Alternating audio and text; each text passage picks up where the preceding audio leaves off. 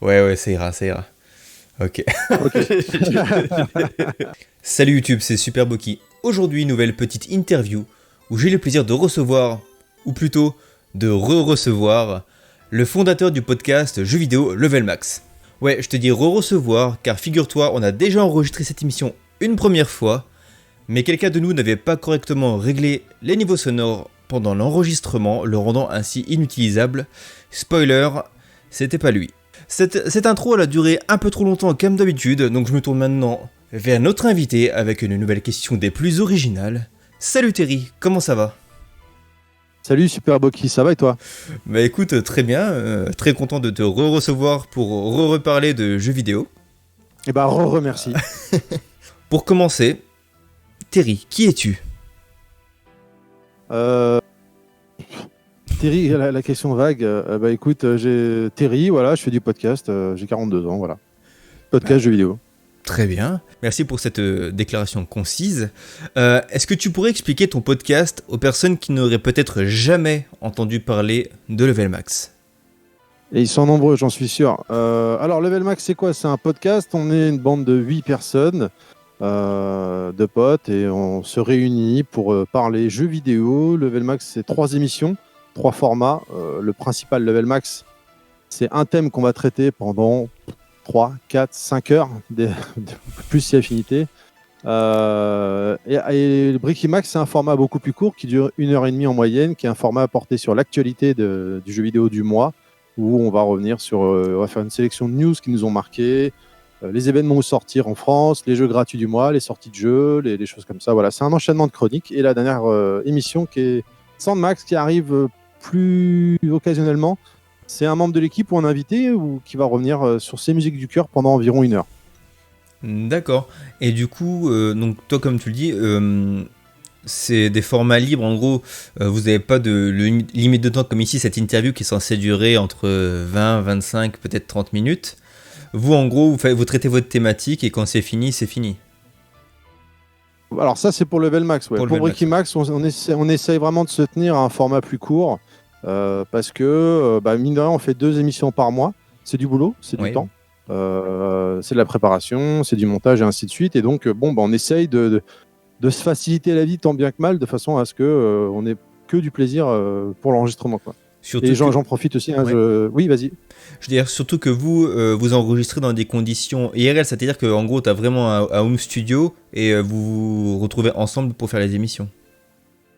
Voilà, c'est ça. Ça se passe toujours en général chez moi. Ça peut arriver que ce soit chez quelqu'un, mais 99% du temps, c'est chez moi.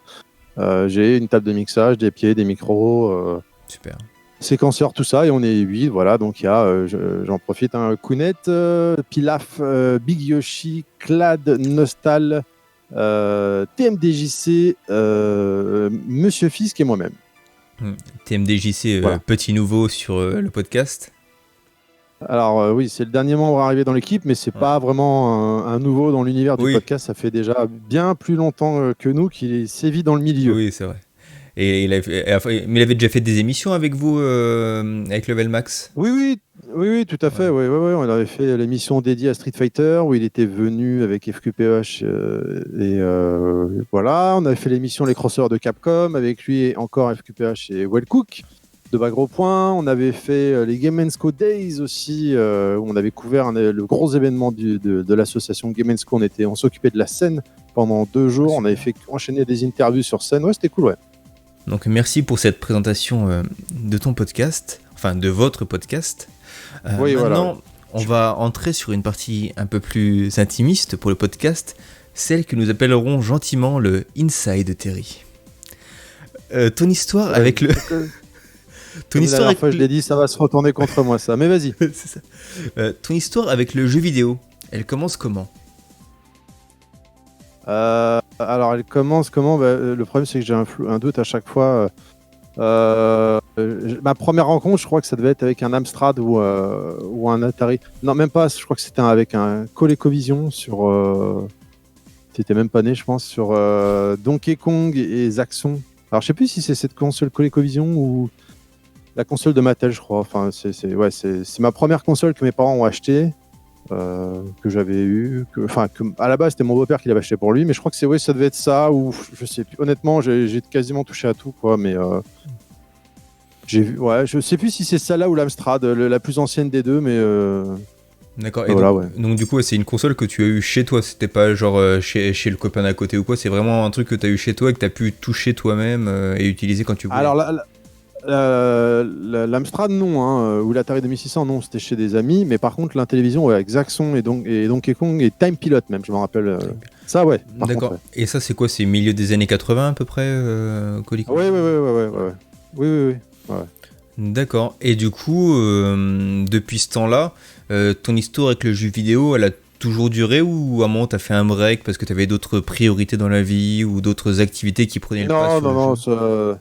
ça a toujours continué, plus ou moins loin des fois, mais j'ai toujours continué à jouer, à avoir acheté mes consoles, enfin ma console à l'époque, parce que j'avais pas forcément beaucoup d'argent. Ma Ouais. console avec mes jeux, revendre des jeux pour acheter d'autres jeux, revendre une console pour acheter d'autres consoles, pour ensuite la racheter. Enfin, Ouais, oui, bah. non, ça a toujours continué. Ouais. D'accord. Et le premier jeu où t'as vraiment un souvenir ancré, genre le premier jeu que t'as vraiment joué beaucoup et qui t'a marqué, ça serait quoi? Le premier jeu qui m'aurait vraiment marqué. Pour moi, ça reste vraiment. Il y en a plein hein, où j'ai des petits souvenirs chez des potes, machin. Mais le premier jeu où vraiment j'ai scotché, c'était Fatal Fury 2 sur Neo Geo.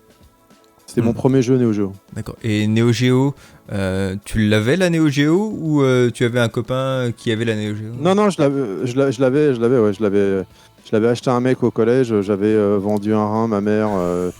Je lui avais échangé avec une vieille console, une Super D'accord. NES, des jeux. Et j'avais donné, je sais plus, la console avec 10 jeux. Il m'a donné une Neo Geo avec 2 jeux. Voilà.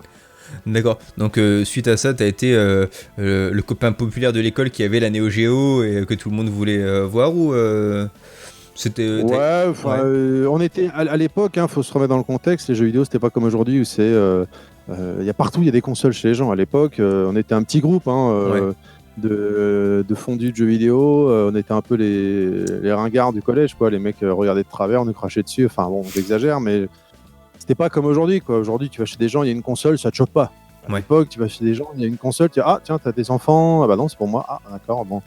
Voilà, donc à l'époque, quand tu étais un gamin et que tu avais une console, les autres gamins te regardaient, bon, ils aimaient bien jouer vite fait, mais ils n'avaient pas de jeu chez eux ou quoi. Donc ceux qui avaient vraiment, qui kiffaient les jeux vidéo, ouais, oui, pour eux, oui, j'étais entre guillemets le mec, le super pote, quoi.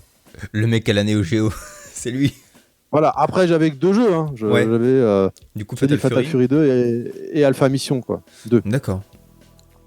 Et en restant un peu sur les jeux que tu as pu avoir dans ton enfance, est-ce qu'il y a un jeu que tu aurais aimé avoir mais que tu n'as jamais eu, genre parce que pas la console ou pas la possibilité ou mauvais timing Un jeu que j'aurais aimé avoir. À l'époque ou maintenant? à l'époque? Parce que souvent maintenant on les récupère, maintenant on a plus de possibilités, mais...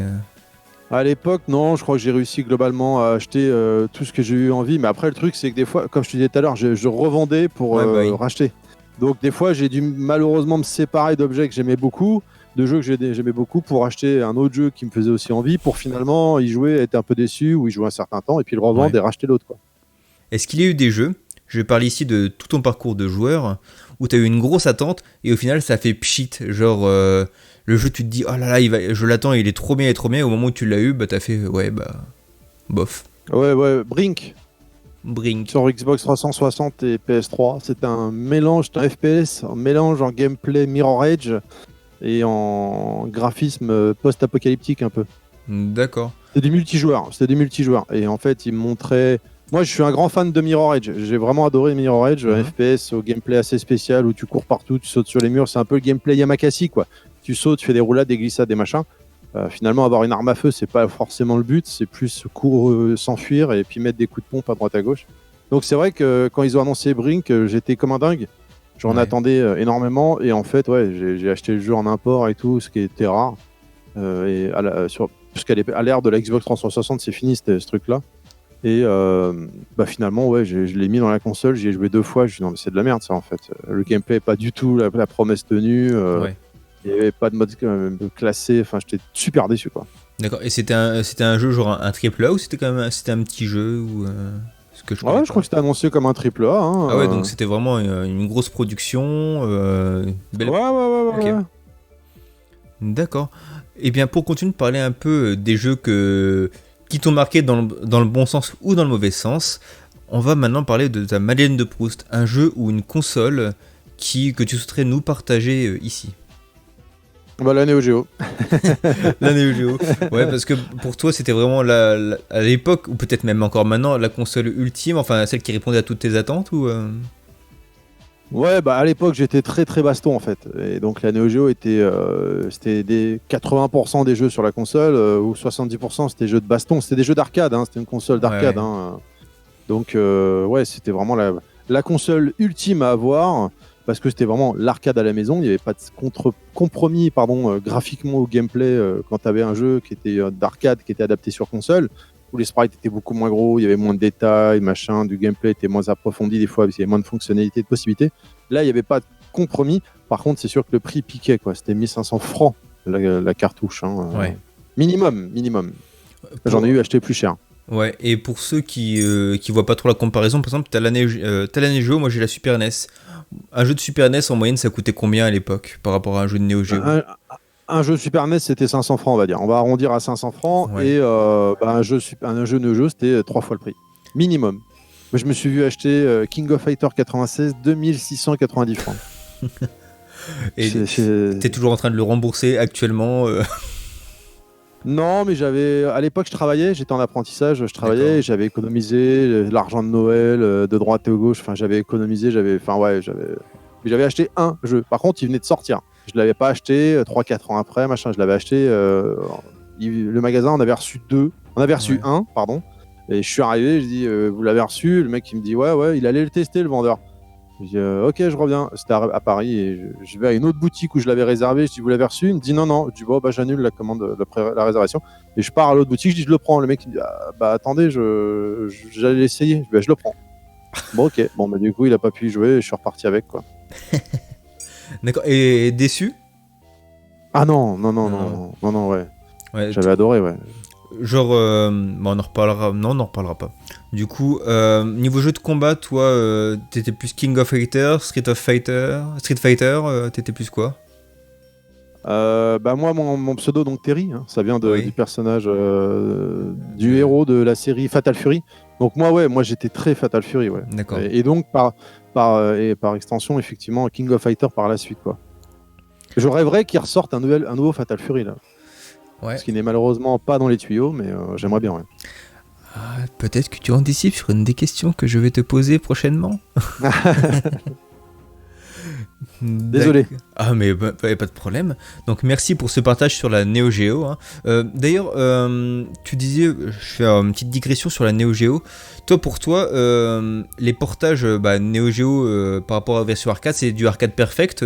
C'est vraiment les mêmes sensations ou c'est quand même un petit peu en dessous? Ah ouais. Non, à l'époque c'était vraiment. Ce qui manquait juste, c'était la borne en fait. Mais sinon, sur ta télé, en plus la Neo Geo était vendue avec un stick à 4 boutons. Et non pas une manette. Donc, alors du coup, c'est vrai qu'aujourd'hui, on ferait ça, ce serait une hérésie de faire ça, parce qu'il se fermerait beaucoup de possibilités de jeu, les FPS, machin comme ça, mais ou les jeux de bagnole et tout. Mais à l'époque, ouais, ça tuait quoi. Et donc non, il y avait, oui.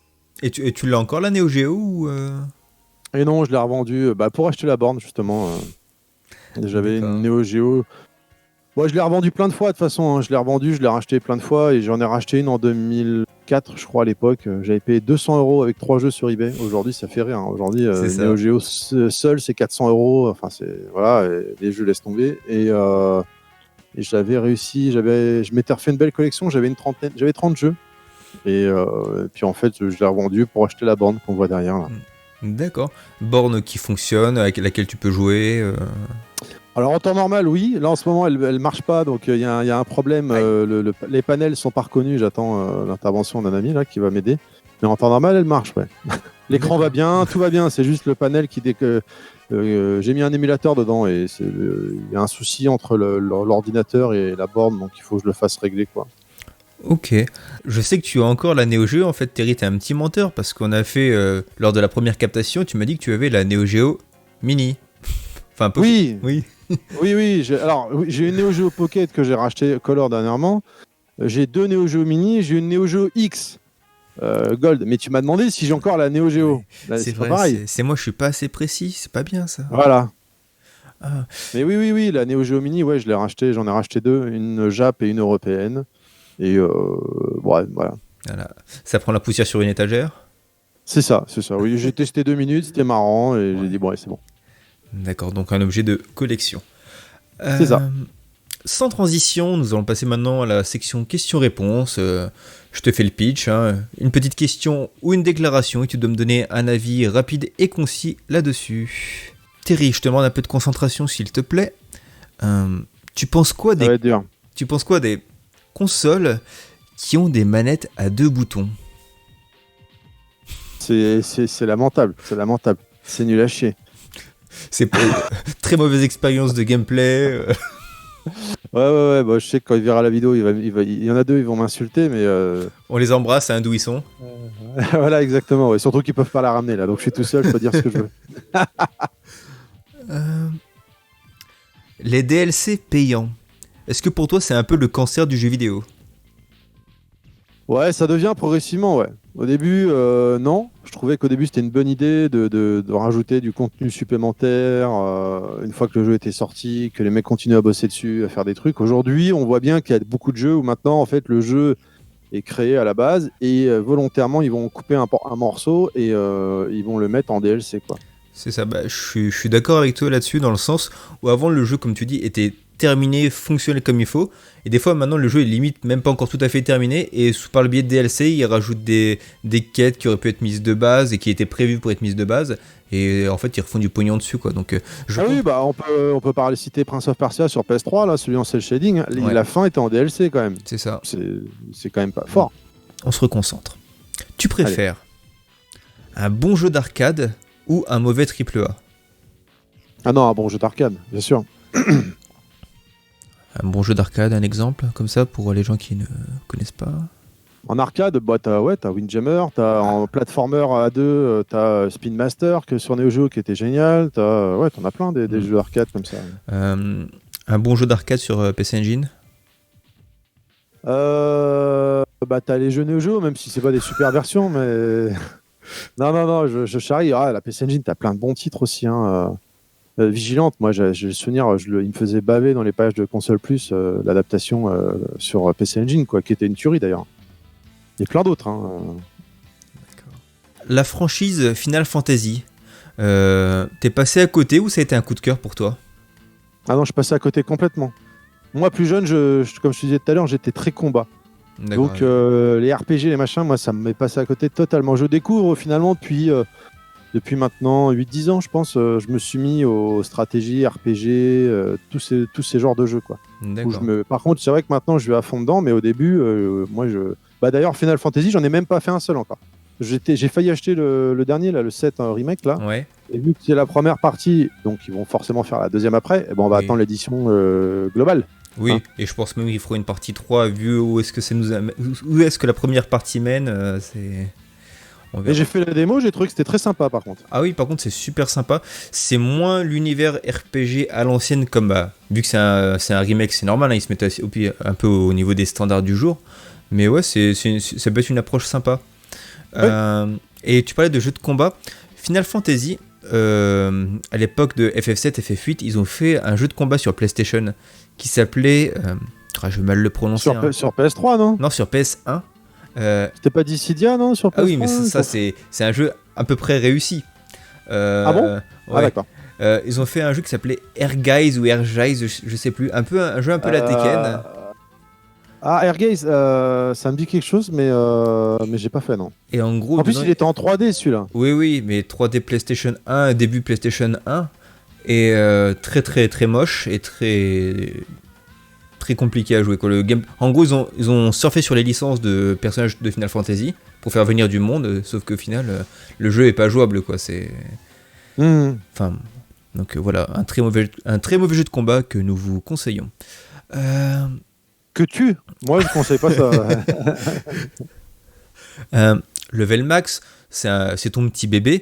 Est-ce qu'il y a une thématique que tu as déjà traitée dans une émission et où tu te dis, t'aimerais bien le refaire parce qu'à l'époque, peut-être que vous étiez pas rodé ou tu pourrais faire mieux maintenant Ah oui, carrément, il y en a plein. Hein. La Neo Geo, j'aimerais bien le refaire. C'était notre première émission à l'époque. Ouais. Sauf qu'on n'avait pas le matériel qu'on a aujourd'hui. On n'avait pas le. À l'époque, quand on enregistrait, c'était les musiques, on les rajoutait en post-prod après, au montage. Aujourd'hui, tout est en direct pour nous. Nous, quand on enregistre, on a les musiques, on a tout en direct. Et puis aujourd'hui, on arrive à avoir des beaux invités dans nos émissions. Donc j'aimerais refaire la Neo Geo, mais pas la refaire juste pour la refaire. La refaire avec des invités qui donneraient de la profondeur à l'émission, Ouais. tu vois, qui permettraient de plus-value, quoi. Ouais, d'accord. Donc c'est pas quelque chose qui est exclu. Donc si à un moment t'as l'opportunité et que les planètes sont alignées, pourquoi pas. Ah oui, non, mais j'attends en fait. Je fais chier Ben RGB, qui est l'un des boss de Pix Love. À chaque fois que je le croise, je lui dis bon alors quand est-ce que vous faites la bip et Neo Geo, quoi. Et dès qu'il l'a fait, bon c'est pas dans les tuyaux malheureusement, mais si un jour il la sortent, je lui ai déjà dit tu viens, on en parle, quoi. On a fait l'histoire de Capcom quand ils ont sorti le livre qui est très bien, un excellent livre que je vous recommande, et il était venu et j'aimerais faire la même chose mais pour la Neo Geo. D'accord. Mais il y en aurait d'autres, hein. La Dreamcast, pourquoi pas. La Dreamcast, c'est pareil. Là, le Pixel Love a annoncé un livre. Alors, ça fait un bout de temps maintenant, malheureusement, je l'ai précommandé, mais le livre, il est dans les tuyaux et tout. Celui-là, c'est pareil. Dès qu'il sort, j'aimerais le faire parce qu'on a évolué là encore, quoi. Maintenant, une question un peu égoïste de ma part, car je cherche... je suis en train de faire mon petit book de personnes à affronter dans le futur. Windjammers 2, hype ou Osef? Ah non, à fond, ouais. À fond. À fond, à mort. Ouais, je l'attends à mort, celui-là. Très bien. Je te note dans mon Death Note des personnes vas-y. à affronter. Mais on peut même, si tu veux s'affronter sur Dragon Ball Fighter Z, puisque visiblement tu l'as, tu y joues. Oui, alors je l'ai, j'y ai joué, mais je suis très nul. Hein, après, ça j'y peux rien, c'est pas moi. Bon, écoute, je pose une semaine d'arrêt, je traîne et puis avec plaisir. Par contre, Windjammers 1, c'est quand tu veux.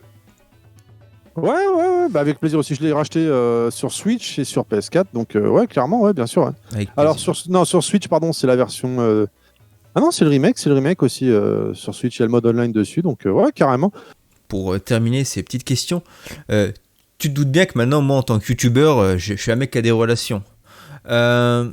Et on parlait de Windjammers, et figure-toi que les mecs de Dotemu, dans mes rêves, ceux qu'on fait, donc Street of Rage 4 et en projet Windjammers 2 qui va sortir début 2021, ils m'ont demandé sur quelle franchise ils pourraient faire une suite. Et j'ai pas forcément, moi, d'idée. Et toi, tu me soufflerais quoi comme idée pour une suite faite par Dotemu, un peu dans leur style La question... Golden Axe. Ah oui. Eh ben oui, j'y avais pas pensé. Et t'avais joué... Attends, je couperai si je me suis trompé pour pas montrer comme quoi je suis un inculte. Golden Axe, ils avaient fait une version aussi sur Sega Saturn, non? Il y avait pas un jeu Golden Axe? C'était un jeu de baston en versus. Ouais, c'est ça. Qui était beau, mais pas super. Oui. Malheureusement. Oui, parce que je crois que ce jeu, je ne pense pas que je l'ai eu, mais je pense qu'il était dans le CD de démo sur Sega Saturn à l'époque, ce jeu. C'est possible, moi je l'avais acheté en import à l'époque, parce qu'à cette époque-là j'achetais beaucoup de l'import. Mais donc tu as eu la Saturn du coup? Ah oui, bien sûr, ouais. Je l'ai eu plusieurs fois même. Pareil, je l'ai eu 2 fois. On a donc fini avec ce petit questionnaire et je te remercie de t'être prêté au jeu de la petite interview. Avant de se quitter, car il va falloir se quitter, c'est quoi l'actu du podcast? Alors là, on vient de sortir l'état de la presse partie 2, donc avec Julo et Angel, anciennement, qui travaillaient à Joypad, Console Plus et toute le PlayStation Magazine à l'époque, et ainsi de suite. Ancien fondateur de Gameblog.fr. Je viens de la sortir. Alors nous, on enregistre le 15 aujourd'hui, novembre. Elle vient de sortir ce matin même. Et Covid, confinement, malheureusement, vu que, comme tu l'as dit tout à l'heure, nous, on enregistre tous ensemble en IRL, donc ça va être compliqué. Finalement, on a réussi à trouver une solution. Je vais enregistrer tout seul, mais en faisant des appels téléphoniques des membres de l'équipe et des invités d'autres personnes que je vais appeler pour parler avec eux pendant une quinzaine de minutes. D'accord. Et voilà. Ah bah comme ça permet de pouvoir faire un... Et du coup ça sera un format un peu spécial ou ça sera quoi? Ouais, bah oui, ce sera un format spécial parce que ça sera un format pardon, d'interview. Ouais. Finalement, sauf les membres de l'équipe où là on va parler, c'est le petit podcast à mettre sous le sapin de Noël, quoi. D'accord. Voilà. Après, j'espère franchement que le confinement se terminera, sinon je sais pas comment on va faire. Ouais.